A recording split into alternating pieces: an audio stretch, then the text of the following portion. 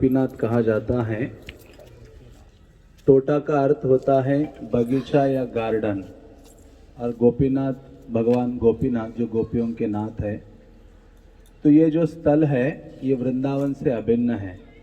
ऐसे कहा जाता है कि जगन्नाथपुरी में द्वारका है, वृंदावन है और नवद्वीप भी हैं। सारे धाम यहाँ निवास करते हैं।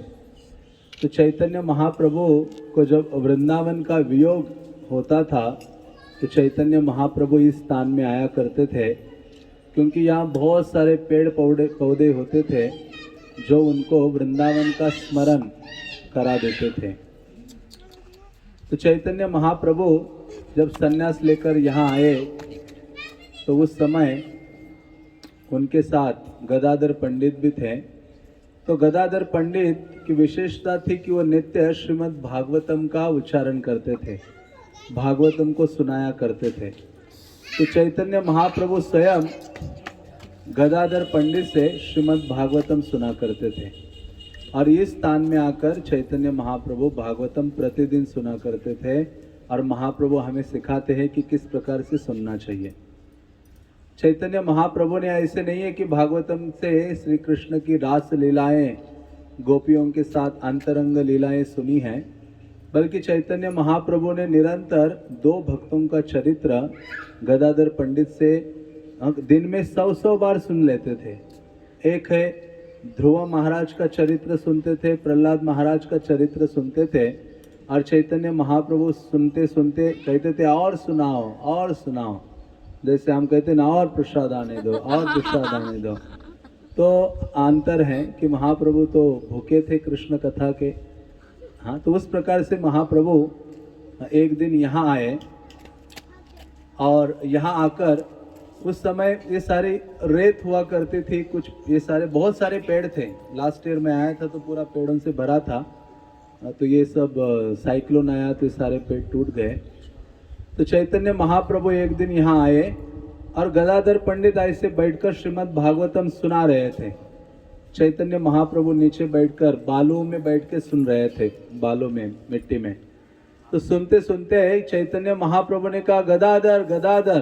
गदाधर पंडित जो चैतन्य कृष्ण लीला में राधा रानी है और चैतन्य महाप्रभु कृष्ण हैं। तो जब ऐसे सुन रहे थे, सुनकर इतने भावावेश में आ गए कि कहा कि गदाधर गदाधर देखो देखो मुझे यहाँ क्या प्राप्त हुआ है। मानो महाप्रभु ऐसे बैठे हैं और उन्होंने अपने हाथों से मिट्टी को अलग किया। तो क्या कहते, गदाधर देखो यहाँ क्या है, हाँ आप इसे स्वीकार करोगे? गदाधर पंडित कहते, प्रभु जो भी आप मुझे प्रदान करोगे ना, उनको मैं अपने मस्तक का आभूषण बनाऊंगा, मतलब इतना आदर सम्मान और सेवा करूंगा। तो चैतन्य महाप्रभु ने मिट्टी बालू ऐसे खो दी हाथ से, तो उसमें से गोपीनाथ के विग्रह निकले। और गोपीनाथ जो आपने अंदर दर्शन किया है, वही गोपीनाथ चैतन्य महाप्रभु को इसी रेत से मिले हैं भागवतम सुनते सुनते।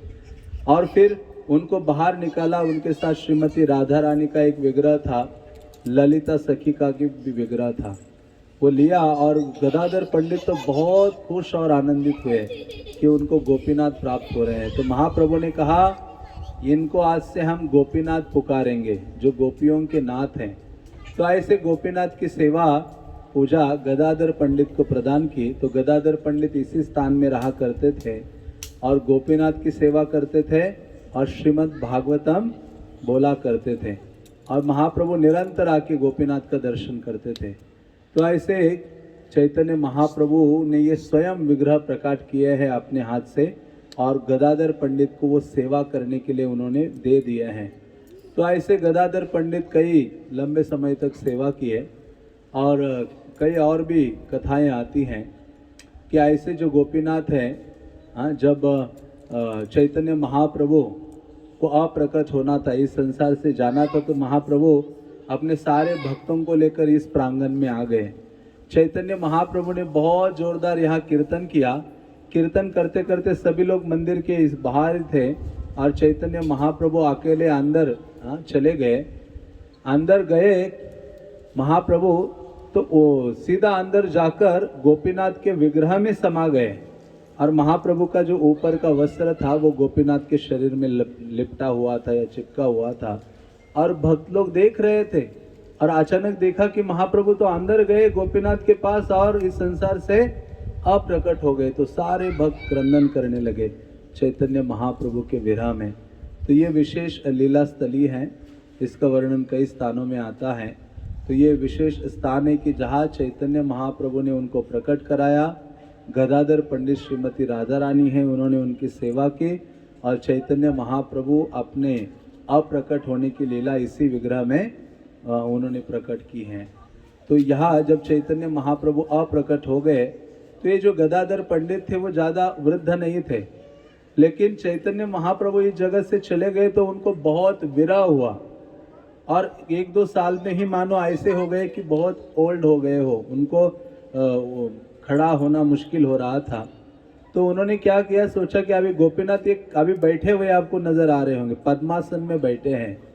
हाँ, पद्मासन में कोई विग्रह नहीं दिखेगा इस वर्ल्ड में, और कृष्ण कहाँ बैठे हुए भी हमें नजर नहीं आएंगे। एक ही ऐसा स्थान है छोटा गोपीनाथ जहाँ गोपीनाथ बैठे हुए हैं। बल्कि भागवतम में इनका वर्णन आता है कि ये कौन से स्थान है जहाँ बैठे हैं। कहते कि सारी गोपियों ने अपने ऊपर के वस्त्र लेकर ऐसे एक स्थान बनाया था, जिसके ऊपर कृष्ण को कहा कि कृष्ण आप आइए और बैठिए वृंदावन में। तो ये वही लीला का दर्शन है जहाँ गोपीनाथ बैठे हैं। लेकिन दूसरा ये वर्णन आता है कि गदाधर पंडित ने कहा कि अभी तो मुझे खड़ा होना मुश्किल है, खड़े होकर उनकी सेवा करना बहुत मुश्किल है।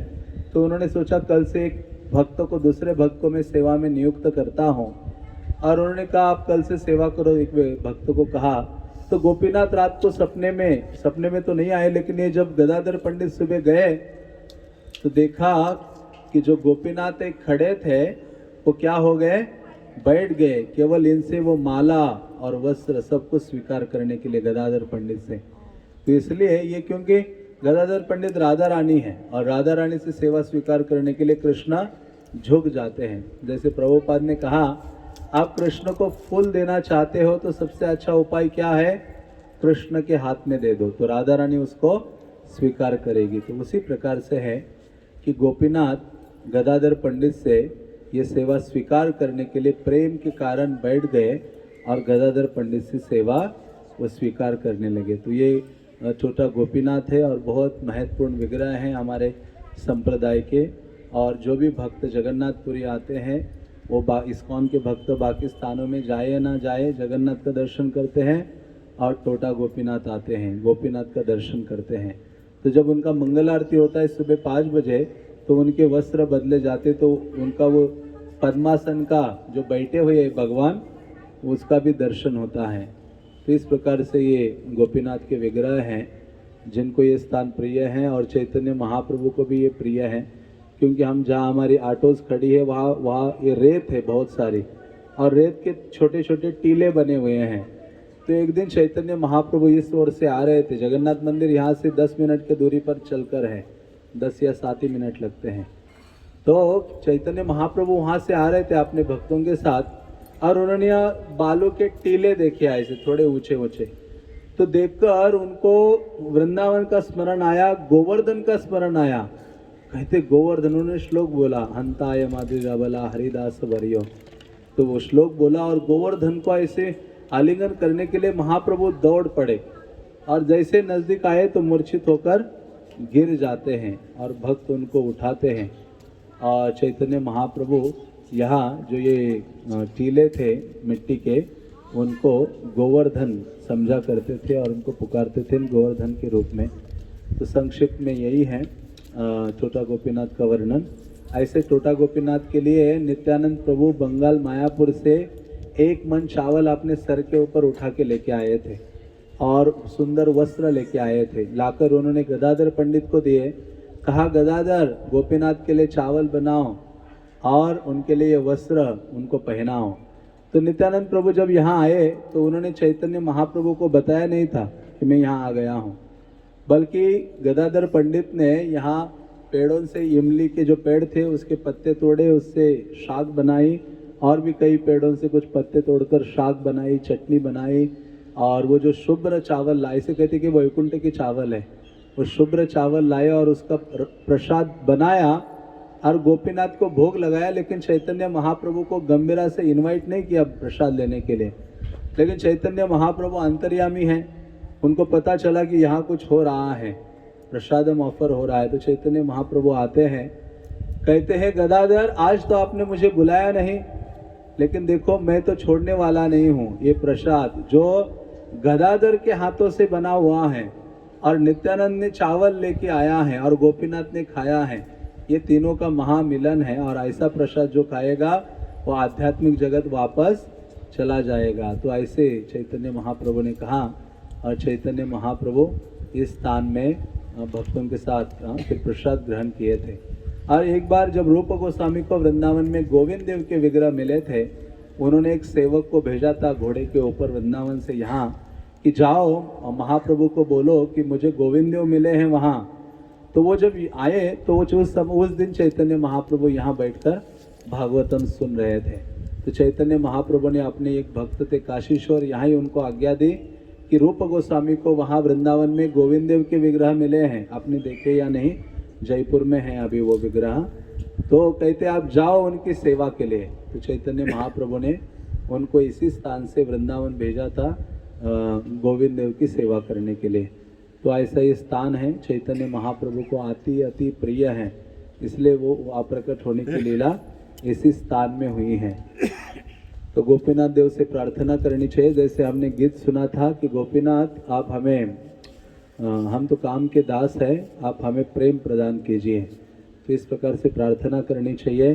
श्री श्री टोटा गोपीनाथ की गदाधर पंडित की जय, श्रील प्रभुपाद की जय, निताय गौर प्रेमानंदे।